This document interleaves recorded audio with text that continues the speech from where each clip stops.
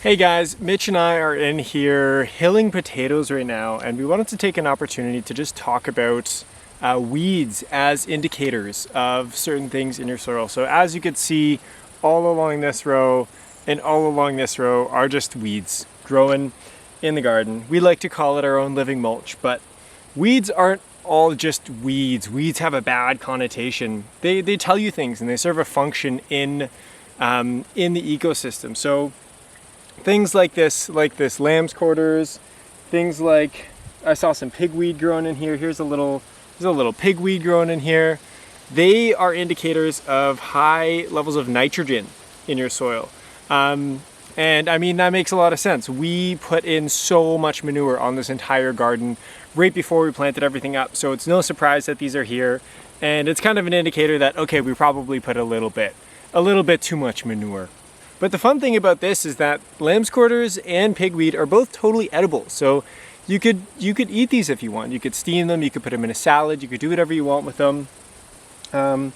And you know, weeds aren't all bad. These are pioneer species in what this landscape would eventually become like 10, 20, 30, 40, you know, 50 years down the line as it moves through succession from these little pioneer species to eventually an old growth boreal forest, which is kind of what this larger biome wants to be. Another thing that weeds tell you in the garden is how young or mature your garden actually is. So if I just pull up, you know, this Lambsquarters right here, you can see that there's not a lot of soil sticking to the roots. There's a little bit of clumping at the top. I don't know if you can really see it on the camera, but that tells you that this is a really young garden. You know, this is a really young soil landscape.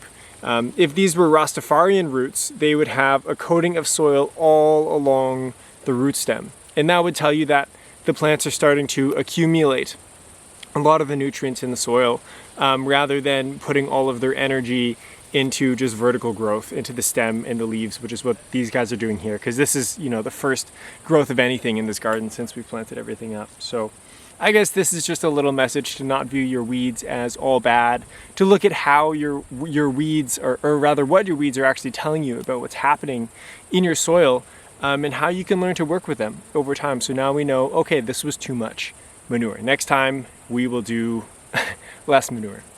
Thanks, folks.